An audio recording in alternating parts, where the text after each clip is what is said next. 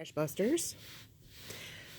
Busters. So this is this month's subscription card tutorial for a puff stitch. There's lots of variations of the puff stitch, but I'm going to give you the basic 3 double crochet puff stitch. Okay, so I have a foundation here of an even number of, something 2 divisible by 2 plus 2 to turn. So see, and a 2 to turn. So I'm going to just dive right in. The directions for a puff stitch look overwhelming because it seems like it's really long, but really what it is, it's just a whole bunch of yarn overs. So it makes it seem like it's this major complicated stitch when it's really not.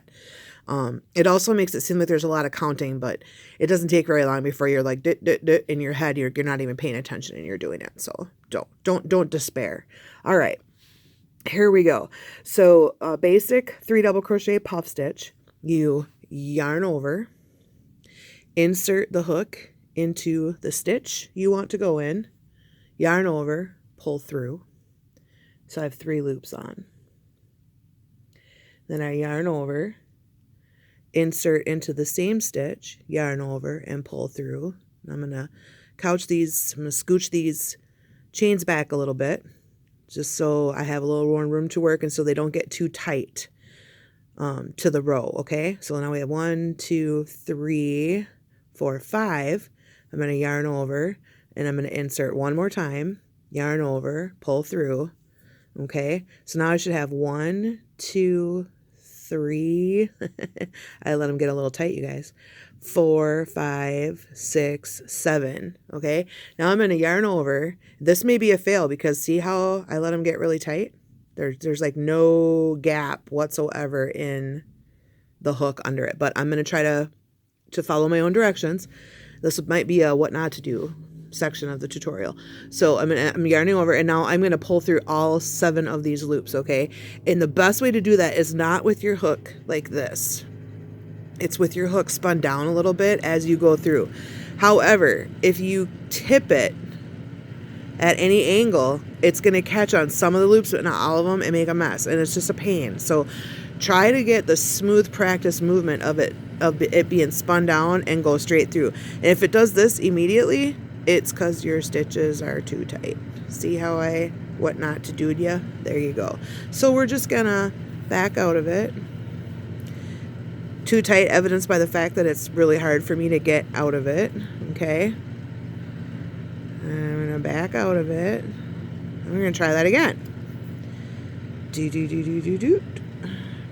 There. Let's try that again. This time it's a what to do. So I'm going to give myself a little room here. See that? And I'm going to yarn over, insert, yarn over, pull through. This time I'm going to pull up a little bit. See? Yarn over, insert, yarn over, pull through.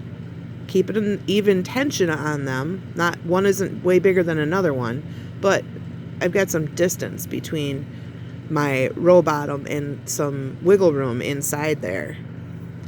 And one more time, yarn over, insert, yarn over, pull through.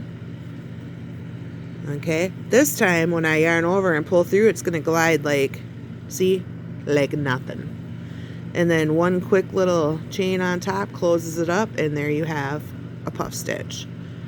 Now, puff stitch, depending on how many stitches you use to make one, will depend how many stitches you skip before you start the next one. A 3 double crochet, skipping 1 stitch afterwards is more than sufficient. So I'm going to skip this one. You should always follow what your pattern says. And if you're not using a pattern, then that's the guideline. Okay, it depends how many you use. For example, if you use 5 to make a puff stitch, you may have to skip 2, especially if they're double crochets. Okay, so I'm going to do it again, and this time I'm not going to stop in between. I'm just going to go ahead and do it. So I'm going to skip 1, and I'm going to yarn over and insert, yarn over, insert again, yarn over, pull through, yarn over, insert one more time, yarn over, pull through, and yarn over and pull through all. Chain 1 to close it up. There's 2.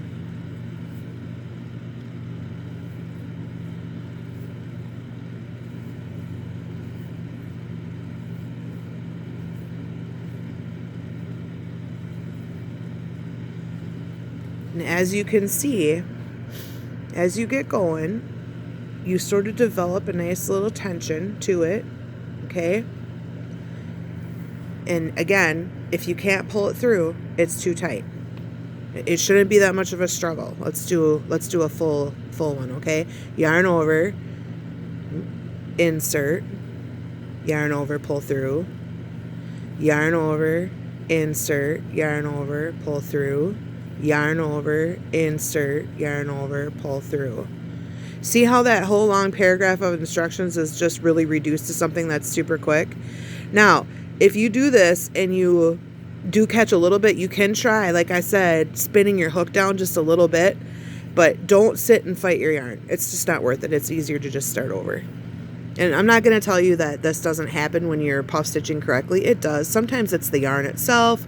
It splits easier, for example, but generally, if you give yourself enough room, enough work room, it goes pretty smoothly. Okay? So, one more time. Yarn over, insert, yarn over, pull through, yarn over, insert, yarn over, pull through, yarn over, insert, yarn over, pull through. 7 loops on, yarn over, and pull through all 7, and cap it off with a chain 1. As you can see, this gives a nice texture to your stitch, to your work. It's really great for adding that density. It's really great for adding some squish, some texture, some interest to the eye. Also, it makes great borders, cuffs. Putting a couple, 2, 3 of these in a corner on an edge of a border looks really cool. There's lots of stuff you can do with it. So they're amazing for winter wear, hats, cowls, scarves, etc., etc. And if you, I'm going to go ahead and just flip here just to show you, if you're to puff stitch right on top of a puff stitch, in other words, you're not going to go across the top of these with double, straight up double crochets, but more puff stitches, then how you do it is you treat this as though it is double crocheted. So you go, I'm just going to chain up, and then I'm going to go in the top of my chain 1 as my insert.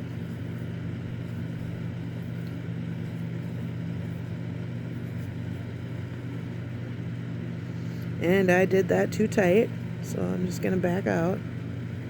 Try that again.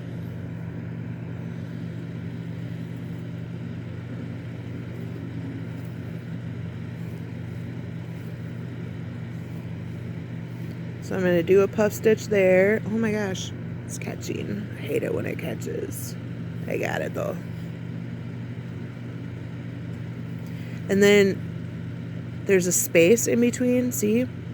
So stacked double puff stitches would go like that.